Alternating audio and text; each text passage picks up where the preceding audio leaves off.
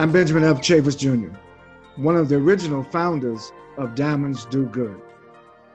I welcome all of you to our first of many global gatherings hosted by Diamonds Do Good. Amidst the COVID-19 pandemic throughout the world, we find ourselves at an inflection point. Diamonds Do Good has always kept a positive approach to our work.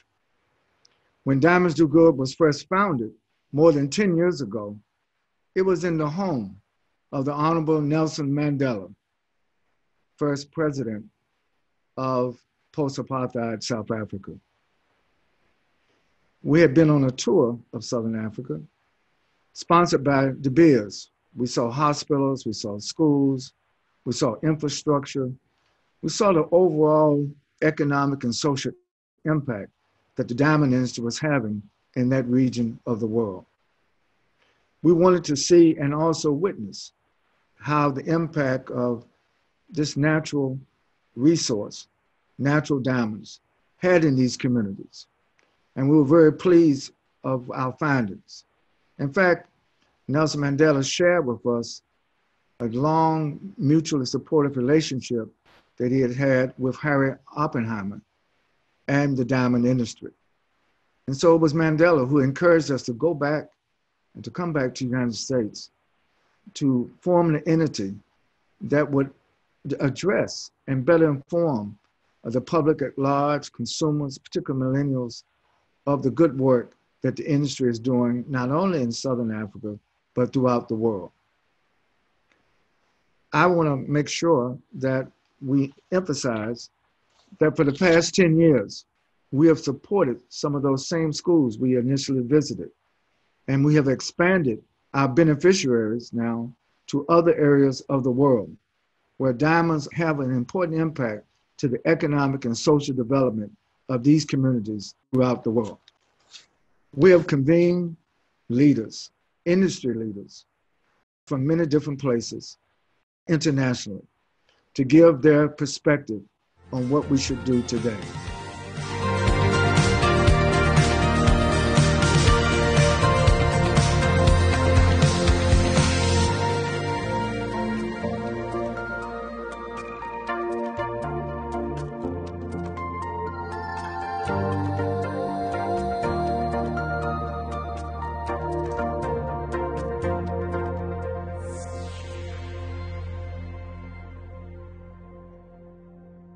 I'm Nancy Orm-Lyman, Executive Director of Diamonds Do Good, and I'm here today in Tanzania visiting the Flaviana Matata Foundation. It's one of the beneficiaries that the diamond industry supports. The Flaviana Matata Foundation was founded by the model, entrepreneur, and businesswoman Flaviana Matata. She has taken a school that was run down, dilapidated, and she has rejuvenized the entire school that now serves 300 underprivileged children from the neighboring villages. She is supporting them from elementary school through secondary school, and then she also supports their college education.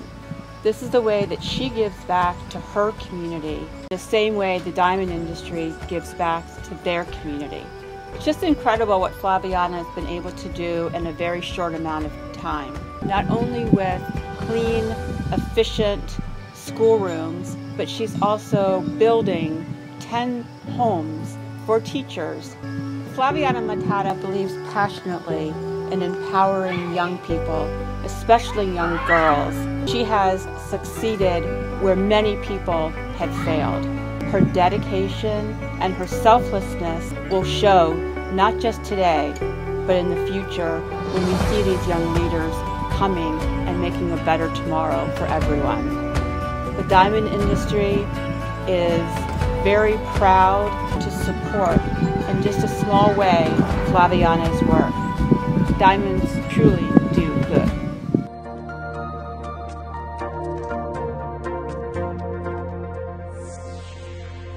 Dear colleagues, the world has changed. The fact that we have virtual gatherings instead of face-to-face ones prove this to be the case. Of course, we cannot but notice that meeting online saves both time and money. However, nothing can replace the experience of meeting in person. This new world is not a safe place anymore. There was a time when living in a country with developed economy meant you would be essentially fine, but life has shown us that threats can literally come from the air, and although it is invisible, it can take thousands of lives. This issue is not only the pandemic, but also the most severe economic crisis that stemmed from it. However, my key concern is not the crisis itself. Yes, we all feel the pain of it. Many have found themselves in a tough situation, but our world has survived many economic and financial crises before. Each time it bounced back stronger than before. Time passes, markets stabilize, outputs and salaries get back. But scars from emotional shock and profound distress persist and prompt people to change their priorities. Facing illness and death makes them realize what is really valuable and what is just blinding. Each of us has a family, loved ones, true friends, and these are what really matter. Today, as never before, we understand that the only supreme value is people and their lives. Compassion, willingness to help, solidarity are what truly makes our world better. So the world has changed, and I believe that our approach towards our consumers should change as well. The pandemic showed that people expected help not only from states and governments, but also from brands. They were puzzled if they didn't see their responsibility and said that they were ready to be loyal only to those brands who helped people during these difficult times. When I say this, I don't just mean that money we invest in projects. We see a request for honesty and sincerity. People want products to have some meaning beyond their functions and appearance, and want brands' behavior to be completely consistent with the image they build. Social responsibility can be the key to success, or at least another attractive feature in the eyes of consumer. Representatives of many worthy companies have gathered here today, and I know that all make a great contribution to the development of territories and societies. As for Alrosa, we provide more than $150 million per year for community and charity initiatives. And just in the last decade, we paid $9.5 billion of taxes and dividends to our native land, Yakutia.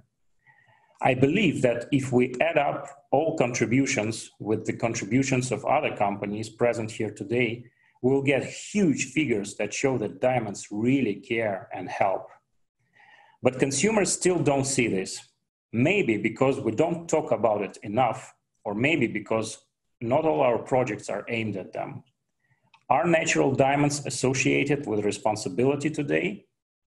They are still more known as luxury, red carpets, beautiful life, anything but help. We should do our best not to lose those jewelry customers who are interested in contribution to society. Today we are gathered by the charity organization Diamonds Do Good. This means that we all share the idea of charity. Recently, together with Diamonds Do Good, our social initiative, Diamonds That Care, has launched a charity auction for the sale of 3 pieces of jewelry. The proceeds will be transferred by Diamonds Do Good to the Brave of Hearts charity fund. These funds will help the families of those doctors who gave their lives in the fight against coronavirus, saving other people's lives. And this is the first initiative of Diamonds That Care, which will be followed by another project with Brilliant Earth, a well-known US jewelry online brand. It's just one example of how diamonds can help. In fact, there are hundreds of other ways. And it seems to me that it's the path we should go if we want to meet our consumers' expectations. We're sure that we will soon see other new solutions and approaches to diamond jewelry on the market.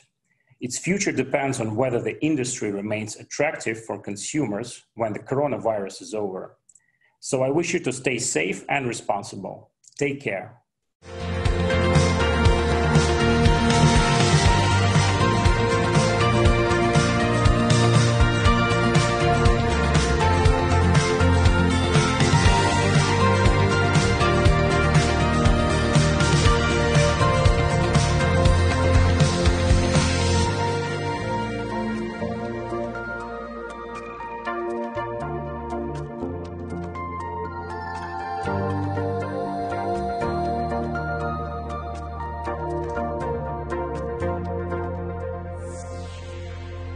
Hello, everybody.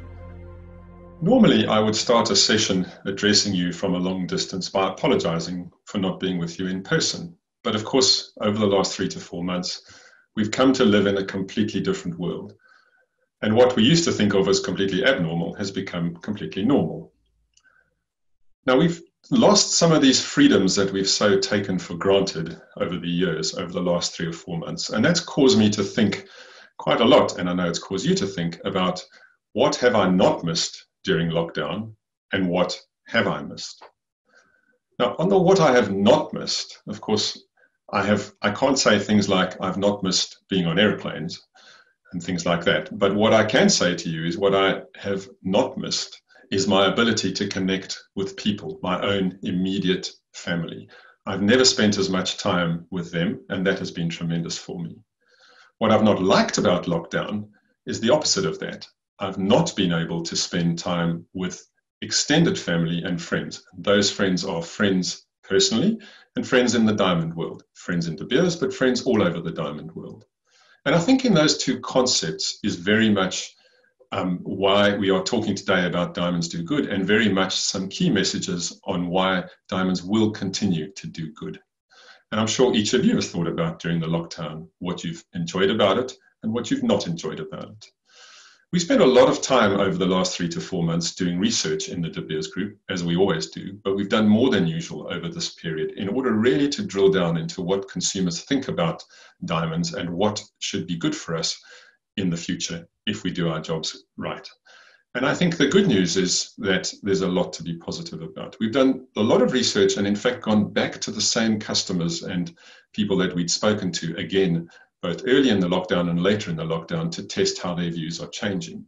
We've made 2 publications coming out of this in relation to these themes. And I think you can spill down what we've come out of this into 3 different boxes. The first one is, for all consumers, human connection really matters. Pretty much all of our consumers have told us that they've worn their diamond jewelry throughout the lockdown. And that, I think, is because of the very strong human connection between diamond jewelry and humans, and the memories of what it meant to be purchasing and gifting the jewelry, or to be wearing it, or both. So that's a very powerful thing for us. The second one is, people tell us that they're very interested in making emotional purchases in the future coming out of the pandemic. And that's very good for us too, because you might have thought people would come out of the pandemic wanting to buy more gadgets or more electronic devices. But in fact, they tell us that emotional purchases are important to them. And of course, diamonds can play very much straight into the category of emotional purchases. And I think equally importantly, coming out of the pandemic, is this concept that consumers talk to us about, which is that they are interested in purchasing things, but they're interested because of financial constraints in purchasing fewer things, but definitely better things. And so for me, the concept of fewer and better things plays really neatly into the diamond space, because that means consumers are potentially going to purchase less, but they're going to purchase things that matter more to them. And of course, diamonds matter as much as anything to people. So I think those 3 insights for me are really positive about our ability to continue doing good with diamonds. We've also asked consumers all kinds of other questions in relation to their views on diamond jewelry, and let me share 1 or 2 with you. We always ask them, and the research here is still very positive, what would be the most desired gift for them to either give or receive coming out of the pandemic? And the research is interesting here too. Earlier on in the pandemic, just under 1/3 of people told us that diamond jewelry was either the most important gift to receive or the most important gift to give. Later on in the pandemic, that percentage had gone up to just under 40%. So I think those are powerful for us. We also, of course, have asked them what kinds of pieces they would most like to get. And I'm sure you won't be surprised to hear that more than 60% of them at the beginning of the pandemic spoke of receiving classic pieces. And that number had gone up to more than 70% when we last tested it with them. So I'm sure you'll agree with me that in all of that research is a really powerful story for all of us in the diamond world. And that provided we can do our jobs even better over the period leading up to the season, whether that's through working together, marketing better, making stores safer and even more welcoming environments, we should in fact have a really positive time over this season. I also have looked across the entire diamond industry throughout the pandemic, and I can say to you that each and every one of us has made a very significant contribution to the relief that the world is trying to bring from the pandemic. Amazing stories I hear every day about retailers in America and what they've been doing to help communities around them. And that extends across the world to the entire diamond value chain. So all of the good that everybody is doing in the diamond industry for people less fortunate than ourselves, I think is another really, really powerful story for the diamond industry.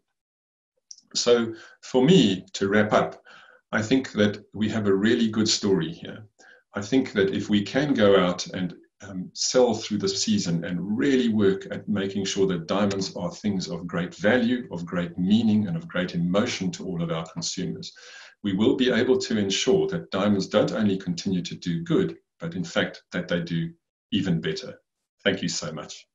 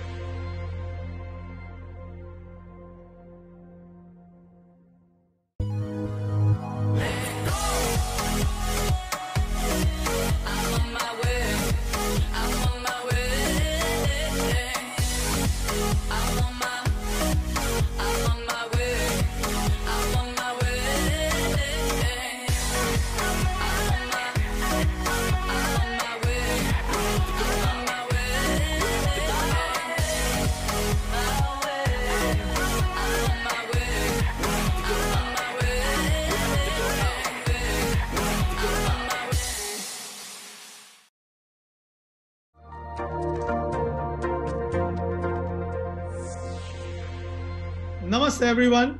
It is my privilege to share my thoughts on the impact of COVID on the diamond industry in India, and more particularly on the midstream of the diamond pipeline. COVID-19 is a true black swan event. It took the whole world by surprise during a time when global employment was good and economic data and stock markets were performing well, due to which we witnessed confident consumers indulging in luxury. Our industry too was expecting 2020 to be a better year coming out of a tough 2019. This was badly disrupted as government across the world, struggling to contain the pandemic, imposed various degrees of lockdowns to try and manage spread of the virus and fatality rates.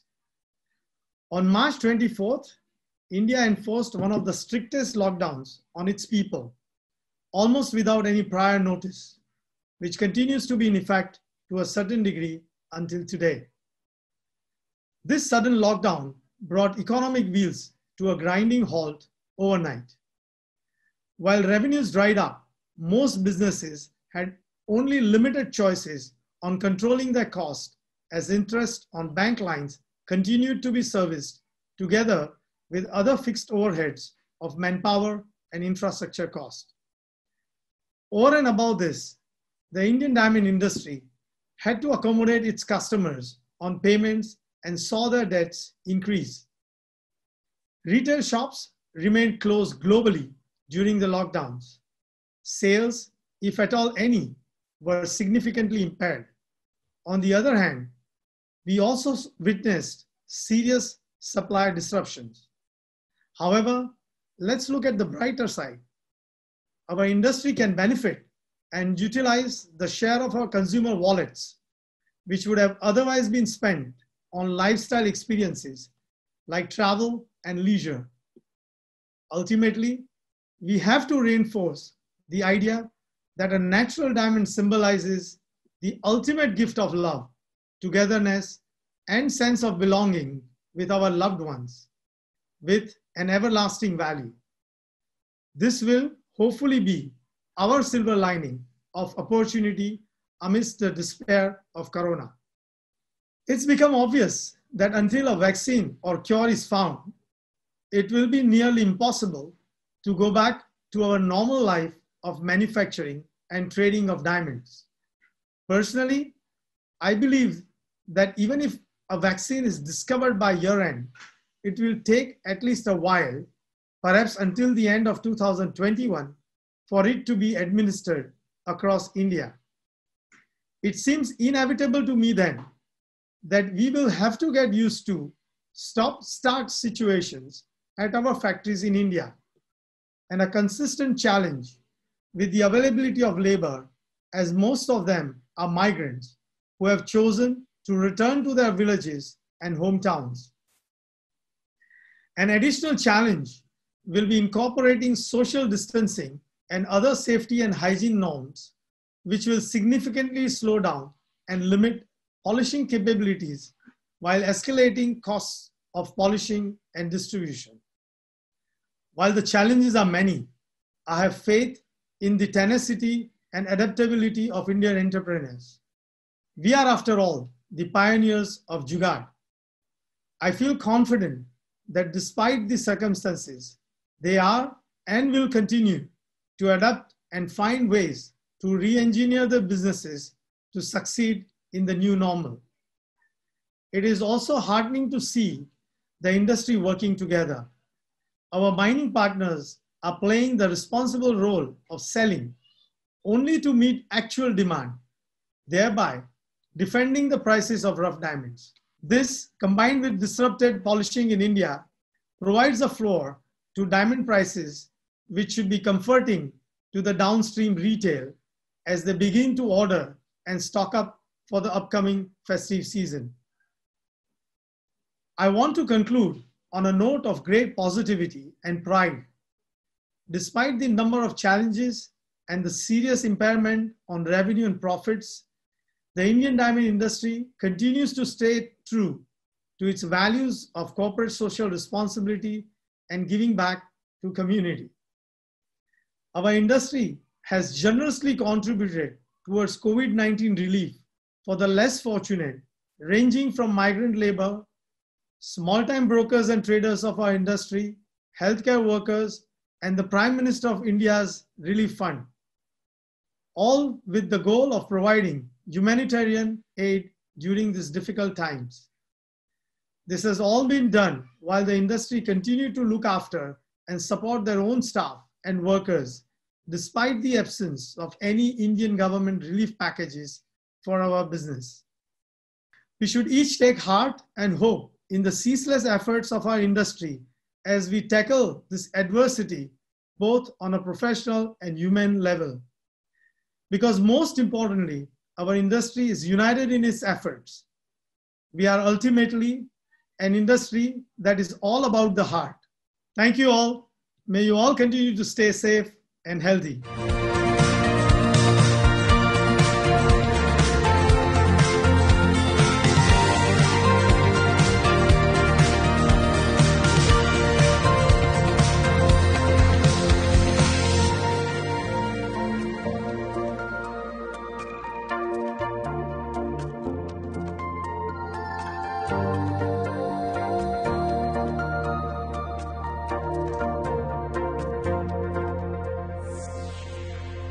Ladies and gentlemen, industry leaders, it is my great honor to share some of the insights and learning from COVID-19. We can see today the market recover gradually. Like our quarter result, it can show that in the quarter of April, May, and June, the sales go back to positive compared to previous year. I think there are main two reasons. Okay, one is driven by the sales is driven by pent-up demand. As I can see, after the lockdown, I think some physical demands like wedding, lifestyle rewarding kind of pleasures come back. This is one reason. And another reason, I think the driver, which is there are a lot of what we call online marketing during COVID-19. And also when the end of, near the end of the lockdown, I think appropriate kind of online shopping promotion, which is really important to drive customer, no matter they buy from online or drive them go back to the physical store.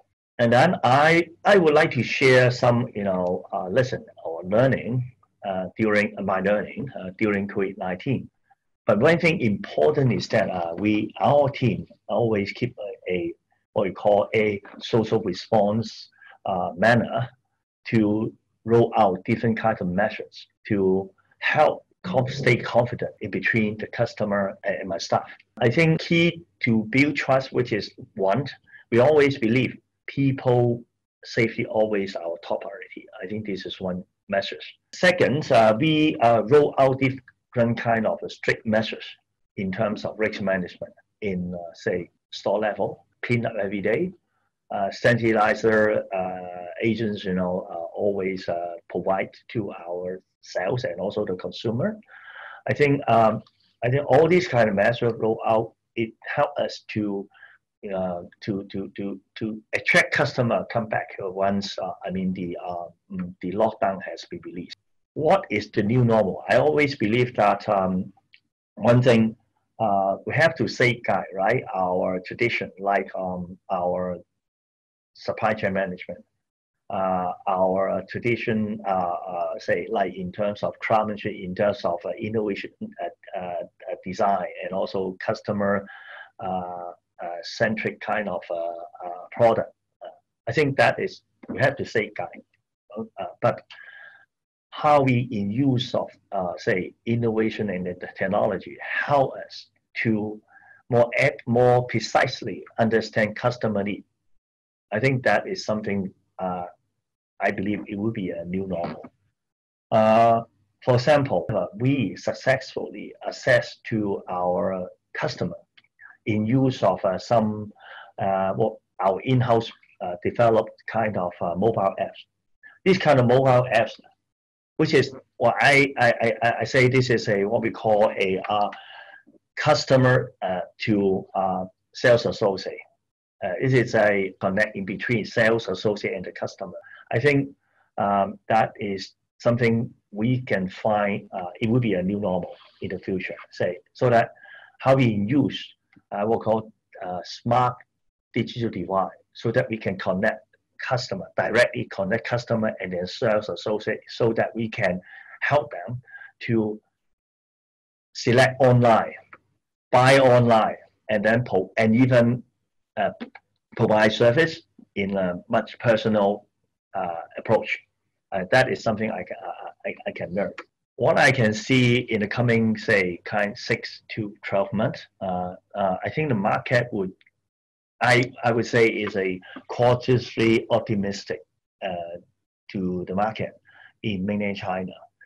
I think 2 reasons. I think one, we can see the some what we call government-driven kind of policy now, which is rolling out in order to ensure the business activity continue. I think that is one reason. And second, I think in terms of the customer buying need, I think some basic factor like wedding, like giving, or like self-rewarding demand is still strong. So that I am confident that in the coming 6 to 10, 12 months even, the market will gradually pick up, especially at the end of the year, like say, especially in China New Year, like in January, February. I think that will be the peak season. So I would optimistic. And then finally, I think I have to urge, all the industry leader that even though we are facing different kind of challenge, like fast changing product life cycle, fast changing kind of customer need, and I think we have facing different kind of competition from other industry. But however, I think we have to stand together in unity. I think I suggest we have to evolve ourselves in different direction. One, I think a customer first, a customer centric approach. We always believe customer needs is always be our top priority. And then second, we have to be a innovation and technology enabler. I think for the whole, especially in use of innovation and technology, help the whole supply chain management become more slim, more agile, and more customer-centric. And then third, I think branding and marketing should be more focused to, different customer group, more in use of online platform, so that we can access directly to customer, a different kind group of customer. And of course, lastly, we have to continue contribute back to the society in terms of environment protection, social care, social do good, and also governance, not company governance. So this is some of my learning and also some of my suggestions to the industry. Lastly, I really thank Diamond Empowerment Fund. Always keep the social responsible manner to in order to do betterment to the whole industry and also the society. Thank you.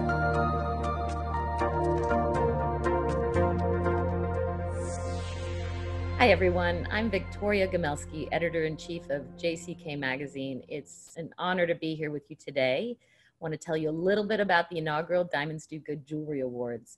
Earlier this year, JCK teamed up with Diamonds Do Good to create a program to celebrate people in jewelry, companies in the jewelry industry that have made charitable giving a sustainable and successful part of their businesses. The winners were meant to be celebrated at JCK Las Vegas in June.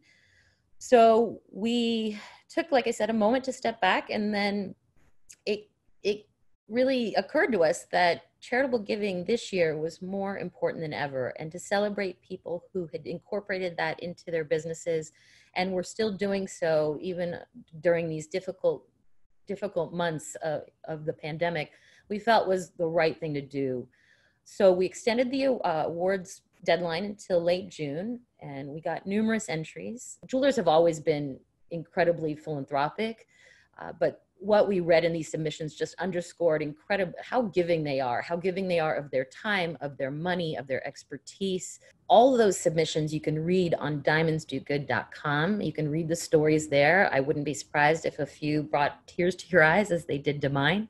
So now I'd like to announce our two runners-up. And again, this was a really challenging decision to make, but we ultimately ended up with two runners-up. The first runner-up is Bay Hill Jewelers, based in Orlando, Florida. And the second runner-up is Perry's Diamonds and Estate Jewelry in Charlotte, North Carolina.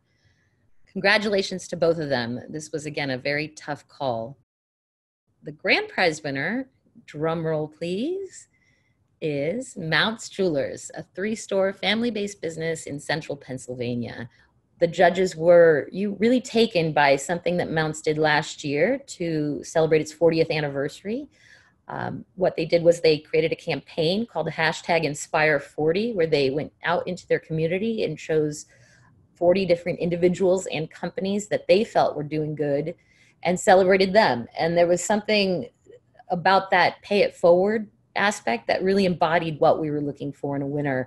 I'll just read you a quick comment from one of the winners of their Inspire 40 campaign. And she said, most jewelry stores, when they have anniversaries, they have sales. But Mounts did something different. They were recognizing individuals in the community that were impacting the lives of others, and I was blessed to be one of them. And again, that idea of sharing the good, paying it forward, and recognizing the people that made their community better really just brought up Mounts, and it elevated them to a position where we felt they needed to be honored. So I'd like to congratulate Mounts. One other way you'll be able to read about Mounts is in the September issue of JCK Magazine. There's going to be a feature on them. And just want to say thank you to everyone for entering. It's been really quite something to read about the good that this industry does, and by doing good, doing well. We all know that this is a successful business strategy. That's not why people do it. But the fact is, when you celebrate people in your community and give back, it just inspires your clients to come see you. So I think going forward, this idea of purpose-driven, a purpose-driven business is going to be more and more important, particularly after this very challenging year. And so I hope that these awards inspire everyone to integrate philanthropy into their businesses. Thanks again, and congrats again.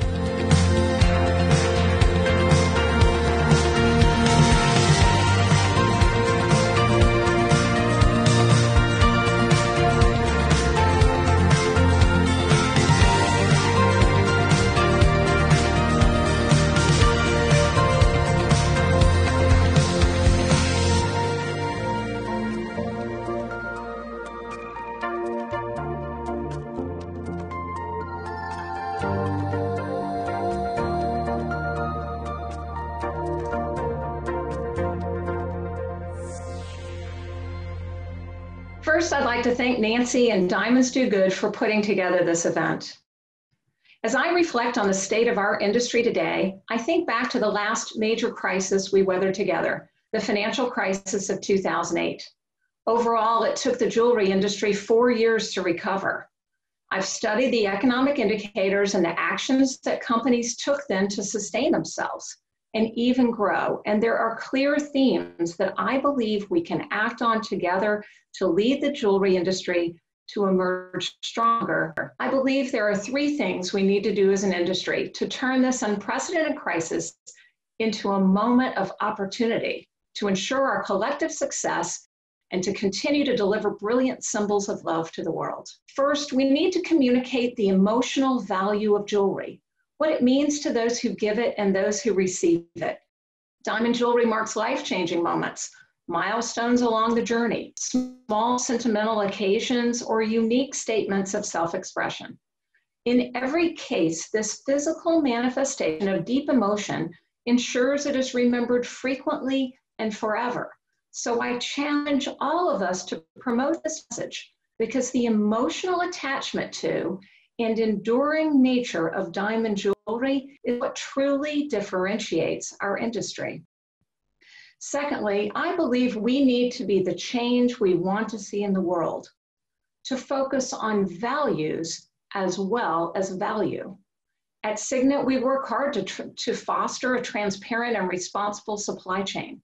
That's why I'm proud that Signet is a founding and 3-time certified member of the Responsible Jewelry Council, as are other panelists. It's good housekeeping stamp of approval to our customers and to each other. So if you're not an RJC member, why not? Get involved as we work towards the continuous improvement in the integrity of the global jewelry supply chain. Our values must also be apparent in the societal issues and stands we take. I'm talking specifically about supporting justice for all, equality, and inclusion. Customers are looking to us to be the voice for change. 60% of the US population say they will purposely buy or boycott a brand based on how it responds to today's racial issues. I call this values-based buying, and it's a metric that every company must focus on and commit to raising. Signet is truly a purpose and values-based company. I'm proud of our recent decisions to support Heart to Heart International for COVID first responders, NAACP Legal Defense and Educational Fund to fight racism, Pride Month, and most recently, the Stop Hate for Profit Facebook boycott to end hate speech. We're one of only very few jewelry retailers to participate in this boycott. Why is that? My hope is that we take more of a collective stand to value diversity, equality, and inclusivity. Finally, we need to create more innovation in the category. For several years now, penetration of our category, that's the number of people who buy diamond jewelry, has been shrinking. We need to seize this moment to access new customers, especially those who've moved away from jewelry to commemorate occasions with trips, experiences, or dinners out. In this COVID-19 environment, lasting mementos of love are certainly a safer alternative. As our category's leading advertiser, we are leaning into timely and culturally relevant messages to encourage new customers to consider a purchase. As a result, I'm proud to say that more than 40% of our purchasers over the past several months have been new to the Signet family of brands. This is good for all of us, and spending into this type of messaging together at this moment is cool. As a leading retailer, we're also leaning into exciting new ways of selling. While we're actively reopening stores, we're also reimagining how we engage with our customer. Signet has accelerated its transformation to becoming a digital-first, omni-channel retailer to access more customers, those who want a truly integrated experience. For example, in the past 3 months, we've trained over 75 dedicated virtual sales consultants and transacted more than $30 million in virtual sales. Beyond the relevant messages we convey and the new ways we are selling, we need innovation in new products, exciting news to showcase. We are counting on our vendors to think outside the box and bring new and different designs and concepts to help us create more excitement for our category and convert more new customers. Let me talk briefly about why we need to do the things I just outlined. In a recent customer survey that we fielded, 48% of couples who've been quarantined together say their relationship is better than it was pre-COVID. Love is how people are getting through this crisis, and we're seeing a new mindset around how they're expressing love. They're accelerating their plans to get married. 13% say they're planning to spend even more on an engagement ring than they originally planned. And for wedding bands, that number goes to 16%. Meanwhile, the U.S. Travel Association forecasts that total spending will be down 40% in 2020. People aren't taking expensive and exotic trips. An anniversary diamond pendant, a brilliant engagement ring, these are future heirlooms in ways that a trip to Tahiti never will be. I'm optimistic and believe it is a great moment to be in the relationship industry. We need to continue to inspire customers with the great stories behind our diamonds, as well as the people who deliver them throughout our global supply chain. We need to show the positive impact of our industry in other areas across the globe. I'll close with this thought. Pressure makes diamonds. It's a phrase we're using at Signet to remind ourselves that while there's a lot of pressure, there can and will be a brilliant outcome. With the leadership of our industry here today and the partnerships we've built, we will ensure that brilliance in many, many facets will emerge on the other side of this pandemic in less than 4 years this time. We are innovators, and I know we can become better activists and work harder together because we all agree that diamonds do good. Thank you. Thank you for attending Diamonds Do Good's first virtual global gathering, and thank you to all the speakers. Today's session had 5 key takeaways, including 1, the industry is working together as a whole during this unprecedented time. 2, innovation in the industry from both a product development and consumer engagement perspective is essential. 3, consumers are looking for gifts of emotional value. Plans for weddings are accelerating, and natural diamonds have an opportunity to fill both this need and trend. 4, consumers need to know that brands and companies support their own communities during good times and bad. And finally, we are the change we want to see in the world. Supporting diversity and inclusion in our workforces and through initiatives will show the world we are an industry that is all about the heart and one that values love above all. We hope to bring you more of these gatherings in the weeks to come. If you haven't already done so, please consider making a donation to Diamonds Do Good so we can continue our good work and letting the world know of yours. Just go to the donate tab on diamondsdogood.com. With a donation of $50 or more, you will receive one of our iconic green malachite bracelets like the one I'm wearing today. Thank you again, and remember, love conquers all. Stay positive, everyone.